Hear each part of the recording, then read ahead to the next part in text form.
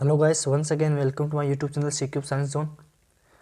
तो हम बात कर रहे थे बीएससी फर्स्ट ईयर फिजिक्स की पेपर नंबर फर्स्ट की बात कर रहे थे। ठीक है, पेपर नंबर फर्स्ट में हम बात चर्चा कर रहे थे। यूनिट नंबर फर्स्ट में हम क्लियर कर रहे थे। यूनिट नंबर फर्स्ट में हमने पिछली दो क्लासों में हमने जड़त्व निर्देश तंत्र और निर्देश तंत्र के बारे में देखा है। और जो मैंने फोकलोलक के बारे में बताया है, जो छदम बल होते हैं, उसके जो एग्जाम्पल था लिफ्ट का सिद्धांत, उसके बारे में मैंने आपको टोटली डिस्कस किया है। ठीक है, तो हम आज आगे के क्लास में बढ़ते हैं। आज बात करते हैं हम क्लास नंबर 3 की। क्लास नंबर 3 की बात कर रहे हैं। क्लास नंबर 3 में बात पढ़ने वाले हैं अपेक्षिता के विशिष्ट सिद्धांत की, रिलेटिव स्टिक्स लॉ। ठीक है, अपेक्षिता का विशिष्ट सिद्धांत की बात करेंगे। एग्जाम के अंदर इंपॉर्टेंट है, एग्जाम की दृष्टि से इंपॉर्टेंट है, एग्जाम में आता है। ठीक है, एक बात और बता दूँ, मैं जो एग्ज़ाम में आता है उसी के बारे में डिस्कस करूँगा।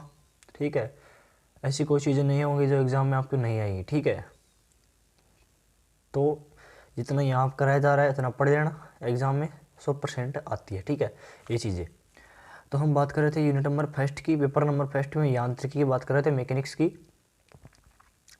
क्लास नंबर 3 में हम देखेंगे आज अपेक्षिता का विशिष्ट सिद्धांत क्या होता है, इसके बारे में देखेंगे कि अपेक्षिता विशिष्ट सिद्धांत क्या होता है। देखना क्या होता है कि अपेक्षिता विशिष्ट सिद्धांत वैज्ञानिक आइंस्टीन ने बताया था। वैज्ञानिक आइंस्टीन ने बताया कि पिंडों की निरपेक्ष गति को कभी ज्ञात नहीं किया जा सकता। वैज्ञानिक आइंस्टीन ने बताया कि पिंडों की निरपेक्ष गति को कभी भी ज्ञात नहीं किया जा सकता है। ठीक है, तथा उन्होंने एक दूसरे के सापेक्ष गतिशील पिंडों के लिए दो अभिग्रहित दिए। ठीक है, दो ऑब्सोल्यूट दिए, दो अभिग्रहित दिए। ये अभिग्रहित है जो ये एग्जाम में किस प्रकार से क्वेश्चन आता है वो मैं बताता हूँ आपको कि अपेक्षिता का विशिष्ट सिद्धांत लिखिए और इनके अभिग्रहित कितने थे या इनके दो अभिग्रहित लिखिए। ठीक है, इनके अभिग्रहितों के बारे में लिखिए। ठीक है, नहीं ऐसे कहेंगे अपेक्षिता के विशिष्ट सिद्धांत के अभिग्रहित लिखिए। इस प्रकार से एग्जाम के अंदर क्वेश्चन आता है। ठीक है, तो हमने क्या देखा अपेक्षिता विशिष्ट सिद्धांत के बारे में, जो थीम था वो देखा। क्या किया इसमें, वैज्ञानिक आइंस्टीन थे बताया गया कि पिंडों की निरपेक्ष गति को कभी भी ज्ञात नहीं किया जा सकता है। ठीक है, पिंडों की निरपेक्ष गति को कभी भी ज्ञात नहीं किया जा सकता है, तथा उन्होंने एक दूसरे के सापेक्ष गतिशील पिंडों के लिए दो अभिग्रहित दिए। क्या दिए, एक दूसरे के सापेक्ष गतिशील पिंडों के लिए दो अभिग्रहित दिए। ठीक है, इसमें मैं आप बात करने वाले एक एक दोनों अभिग्रहित के बारे में एक एक करके पढ़ेंगे। तो फर्स्ट की बात करते हैं हम, कौन सा फर्स्ट अभिग्रहित क्या है। ठीक है, देखना वीडियो को स्किप मत करना, टोटली वॉच करना, क्योंकि स्किप करोगे तो कुछ भी समझ में नहीं आएगा। और वीडियो को एंड तक जरूर देखें। ठीक है, और कमेंट करके ज़रूर बताना कि वीडियो कैसा लगे। ठीक है, तो बात कर रहे हैं अभिग्रहित की। प्रथम अभिग्रहित क्या है वो देखना। इसके अनुसार क्या होता है, जो सभी भौतिक घटनाएं होती हैं हमारे वातावरण या नेचर के अंदर, जो भौतिक घटनाएं होती हैं यांत्रिकी के मूलभूत नियमों पर आधारित होती हैं।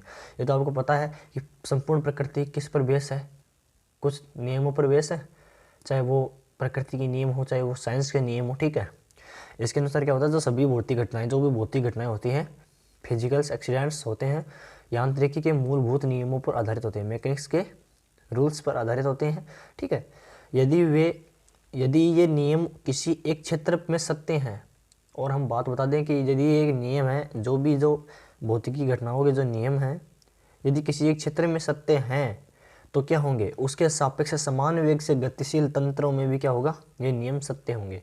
अब देखना, आपको कुछ भी समझ में नहीं आएगा, अब मैं बता रहा हूँ वो देखना, ध्यान से देखना। जैसे किसी नेचर मान लो या कोई प्रकृति में क्या है, कोई पिंड ले लिया, एक प्रतिक्रिया में कोई पिंड है। ठीक है, इस पर क्या है, सभी जो भी नियम हैं लागू हो रहे हैं प्रकृति द्वारा, वो इस पर क्या है, सत्य है। ठीक है, ये तंत्र है। ठीक है, फ्रेम ऑफ रेफरेंस है, इस पर क्या है, सभी नियम लागू है। तो क्या होगा, इस तंत्र के सापेक्ष, यानी कि इसके साथ साथ जो भी गतिशील तंत्र है, ये दूसरा इसके साथ में या उसके पास में कितनी दूरी पर या थोड़ी दूरी पर दूसरा स्थित है, या इसके साथ में दूरी पर इसके ऊपर स्थित है, यानी कि जो इसके साथ में हो, मतलब कि जो इससे रिलेटिव हो, यानी कि जुड़ा हुआ हो, तो उस निर्देश तंत्र में भी क्या होगा, समान वेग से गतिशील तंत्रों को भी नियम सत्य होंगे। तो जिस जैसे इस पर नियम लागू होंगे, सेम उसी तरह के नियम उस निर्देश तंत्र पर भी लागू होंगे। ठीक है, मतलब क्या हुआ कि यदि प्रकृति के अंदर एक तंत्र पर वेग से गतिशील तंत्र नियम सत्य होंगे, तो उसके समान वेग से, उस पर समान वेग से गतिशील तंत्रों के सभी तंत्रों पर भी क्या होंगे, वे नियम सत्य होंगे। ठीक है, और बात करें हम थर्ड पॉइंट की, थर्ड पॉइंट क्या है, इसके अनुसार मुक्त आकाश में सभी भौतिक घटनाएं, अब देखना जो भी हमारा मुक्त आकाश है, ठीक है, उसमें क्या होता है, जो सभी भौतिक घटनाएं होती हैं, जैसे अब कोई भी मान लो तारे टूटना, आकाशगंगा का पिंड से, ठीक है, भौतिक घटनाएं होती हैं वो नियत वेग से गतिशील निर्देश तंत्रों में तुल्यता के सिद्धांत का पालन करती है। ठीक है, क्या होती है, जब भी वो गति करती हैं तो क्या करती है, नियत वेग से गतिशाली होती है, जैसे वो नीचे आती है एकदम तुल्यता का सिद्धांत से पालन करती है, यानी कि इसके अनुसार मुक्त आकाश में सभी भौतिक घटनाएं नियत वेग से गतिशील निर्देश तंत्रों में तुल्यता के सिद्धांत का पालन करती है। जो मुक्त आकाश होता है उसमें क्या होता है, निर्देश तंत्र जो भी होते हैं फ्रेम ऑफ रेफरेंस होते हैं, तो फ्रेम ऑफ रेफरेंस क्या होते हैं, नियत वेग से गतिशील होते हैं, और वो क्या करते हैं, तुल्यता का सिद्धांत का पालन करते हैं। फ्रेम ऑफ रेफरेंस जानते हो या निर्देश तंत्र क्या होता है, जैसे हम किसी बस के अंदर बैठे हैं, ठीक है, बस के अंदर बैठे हैं, जैसे ये सीट है, इस पर हम बैठे हैं, ठीक है, और बाहर जाती हुई चीज़ों को हम देख रहे हैं, तो बाहर खड़ा कोई व्यक्ति है या हम बैठे हैं, हमारे लिए फ्रेम ऑफ रेफरेंस क्या हो गया, वो बस हो गई, क्या हुई, वो बस हो गई। ठीक है, अब बस गतिमान है तो उसके सापेक्ष हम भी गतिमान है, क्योंकि जितनी दूरी बस तय करेगी उतनी दूरी हम भी करेंगे, तो बस क्या है, फ्रेम ऑफ रेफरेंस है, क्या है, एक निर्देश तंत्र है। ठीक है, समझ में आ गया, इससे आपको पहला पॉइंट क्लियर हो जाएगा कि जब कोई मुक्त आकाश या भौतिक नियमों के आधार पर कोई पहला या कोई नियम जो भी तंत्र है वो गतिमान है तो उसके सापेक्ष सभी तंत्र गतिमान होंगे समान वेग से, उस पर सभी नियम लागू होंगे। ठीक है, ये क्या था, फर्स्ट अभिग्रहित था, बहुत इंपॉर्टेंट एग्जाम की दृष्टि से याद कर लेना। ठीक है, अब हम बात करने वाले द्वितीय विग्रह की। द्वितीय विग्रह क्या है वो देखिए, द्वितीय विग्रह क्या है, द्वितीय विग्रह देखना, मुक्त आकाश में सभी प्रेक्षकों के लिए, अब मुक्त आकाश में जैसे हमने दो प्रेक्षक ले लिए, फर्स्ट प्रेक्षक और सेकंड प्रेक्षक। ठीक है, जैसे मैंने ले लिया एक फर्स्ट प्रेक्षक और ये ले लिया सेकंड प्रेक्षक। मुक्त आकाश में सभी प्रेक्षकों के लिए वेग अचर रहता है, इनके लिए भी वेग और इनके लिए वेग क्या होता है, वेग अचर रहता है। ठीक है, एक वेरिएबल अचर रहता है। प्रकाश का वेग एक सार्वत्रिक नियतांक, और प्रकाश का वेग एक सार्वत्रिक नियतांक है, प्रकाश के वेग से कोई भी वेग अधिक नहीं हो सकता, यह प्रकृति के अंदर एक यूनिक वेलोसिटी होती है।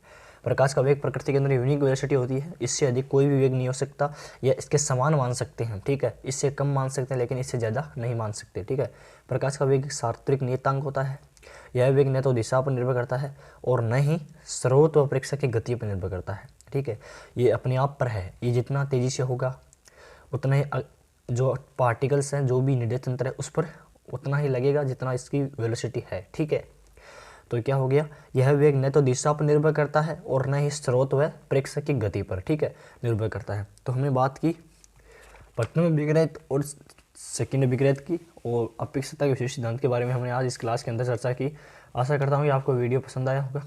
वीडियो अच्छा लगे तो लाइक करना, कमेंट करके जरूर बताना कि वीडियो कैसा लगे। ठीक है, और अभी तक चैनल को सब्सक्राइब नहीं किया है तो चैनल को सब्सक्राइब कर ले और बेल आइकन को जरूर दबा ले ताकि आपको अगली वीडियो का नोटिफिकेशन जल्दी मिल जाए। ठीक है, वीडियो को एंड तक देखने के लिए धन्यवाद।